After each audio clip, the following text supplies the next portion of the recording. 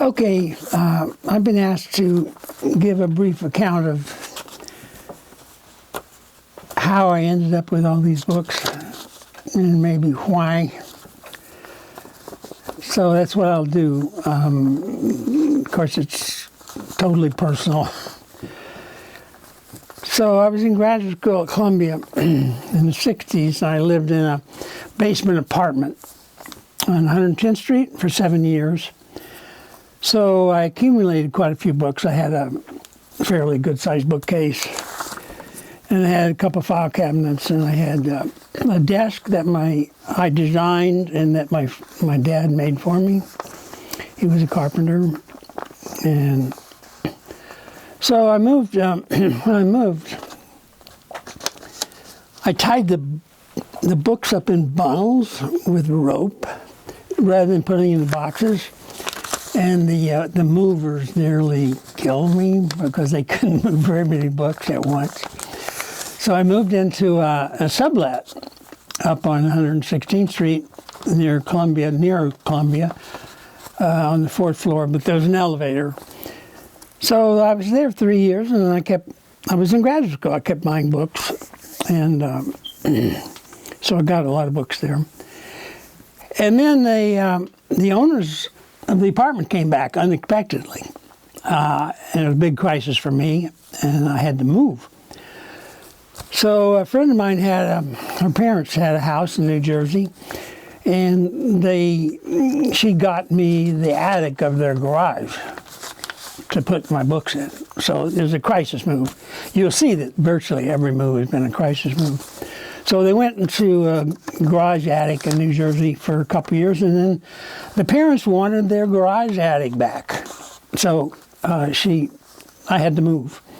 By that time, I was living in a group house. We called it a commune. It was just a group house in Brooklyn. So I moved all the books to the basement of that house. And that lasted a couple of years, and then the commune fell apart, and I had to move. So the next move was into a fifth-story walk-up on Lower East Side Manhattan, on First Avenue and Fifth Street. And by that time, I had about 25 boxes of books. And the movers, once again, nearly killed me, because they had to carry those books up there was no elevator, 5 flights of stairs. And I had put some of the books in a huge box. I wasn't thinking of the movers, obviously. So I lived in that apartment for several years, and I actually made a bed out of the boxes, put a mattress on top of it. That's the only time I ditched some books, because I got evicted from that apartment for non-payment of rent. I was drinking my money away, and so I ditched several hundred mainstream social science books, and I sort of regret that. So I was sitting in a Ukrainian restaurant off Thompson Square, moaning and groaning to a friend of mine about my crisis, another moving crisis. And in the booth next over, there was a guy who owned a warehouse, for storage warehouse. That was his line of work. He stored things. So he gave me his card, and I called him up shortly thereafter. And I moved all of my stuff into his warehouse in the Meat District on the Lower West Side of Manhattan.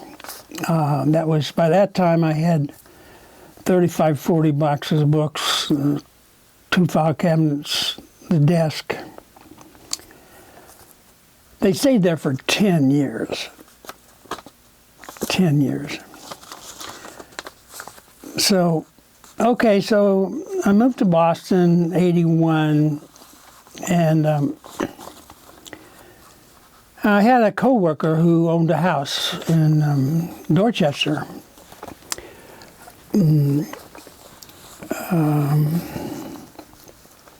Sarah. I looked up her name just yesterday. Anyway, she said, James, why don't you go get your books and put them in the basement of our house?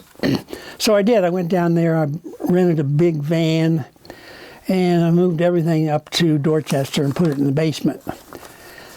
And that was, so I got it out of the warehouse finally after 10 years. And so then eventually I rented an apartment in that building upstairs, and I got a lot of the books up. I built some bookcases, and I got quite a few. But there's still a huge amount of books in the basement. So I lived there, I think, 10 years in the basement. In that house in Dorchester. And all the time I was, this is the period when I really got most of the books, I think. All that time I was working at the Lucy Parsons Center, formerly known as the Red Book Store, and I was dealing with books constantly. So as all the New Left radicals left Boston, they would donate their books to the Red Book Store. And so after they were sorted and priced out, I had first dibs on all these used books coming through. So I got a lot of them there. And then I was also, to get to work, I had to walk past the Raven bookstore on, the Brattle bookstore on West Street in Boston. They have these dollar racks outside. So every day I would just systematically go through, of course not all of it at once, I would just change around. So I bought a lot of books, dollar books there, and added a lot of books to the library. And I was also buying books for my nieces. I think when I say that I didn't set out to collect books, this is definitely wrong. I've been an addict book collector, I think. I bought maybe 4,000 books for kids, gave them away. About 3,000 to my nieces. I love children's books. They're fantastic. Okay, so then I was going to retire to Missouri in 1998, and fortunately I had a lot of anarchist friends from the bookstore, and they came over and packed me up, and we loaded the truck up with all my stuff and in the bookcases. In 1998, I had 200 boxes of books, and I moved them all to Missouri and put them in this cottage that my dad left me. They wouldn't all fit. There was still 50 boxes in the warehouse, even out there, but still, the whole cottage was lined with bookcases, and that's the first time I could really see the books. So I have this friend, George Saltzman, who owned this house, and 25-year friend of mine, and he visited me a couple times there, and he saw the library, and so things didn't work out for me in Missouri with my Christian fundamentalist relatives. So George says, James, you got to come back to Boston. You can have the basement for your library. And that's how the books ended up here. You can thank George Saltzman. So I moved here in 2005, and I built a lot more bookcases, and I organized the books, and that's when it really first seemed like that I actually had a library. So this is the last time I will ever move the books. If they get moved again, it'll be whoever ends up owning it, which I hope is someone. Okay, so now the question is, well, why do I collect books? I have 5 reasons. I just love learning. I went to school to learn, and buying books was part of that process. So I didn't leave school until 1970, when I was 35 years old.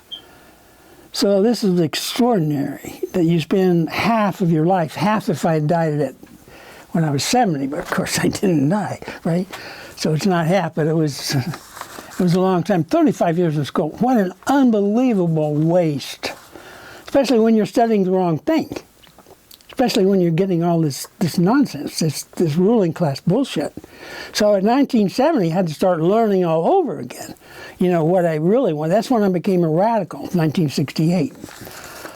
So there was a love of learning and also just the love of books. I love books. And there are several more reasons. When I left the university in 1970, I had to start earning my living. I was totally unprepared for it. I thought maybe I would be a professor or something, but I hadn't thought much about how I was going to make a living. So I ended up doing menial jobs, fell into typesetting, very exhausting work. So basically I didn't have time to study or read, so I kept buying books. Well, I'll do it later. I'll do it later. And so that accumulated a lot of books. And then it turned out when I left the university, I didn't have access to libraries, except the public libraries, and I wasn't in New York anymore. I did use the Boston Public Library quite a bit, but my strategy was just to get the books myself. And so once in the mid-'80s, I checked into Harvard University Library, and they wanted $500 for a card, assuming that you could fit into one of the three categories, which I didn't. So I was barred from Harvard University Library. So the final reason, I think, is that I realized that I wasn't a real scholar. Too bad I didn't realize that earlier, but I didn't have the memory. I couldn't keep the stuff in my head, so I kept buying books. Well, the books are on hand, I can use it. And I have. I did have one productive period, 1998 to 2005. I wrote 25 papers. And so I used the library for that. And I've used it here. I've used it a lot I've given the 8 talks over the years, and I, of course, use the library for research.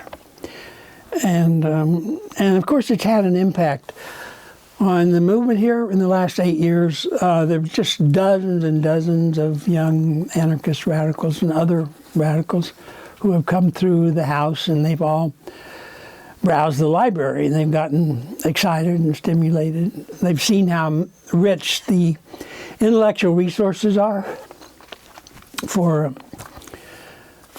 their struggles. So what I hope is that we can find a new home for the library, and people will put it to use. I guess that's it. Orthodox James, William, and Mary. James, William, and Mary. And my father was Joseph. My mother had the only really interesting name, Vera. Great Russian name. I don't know how she got that name. Vera.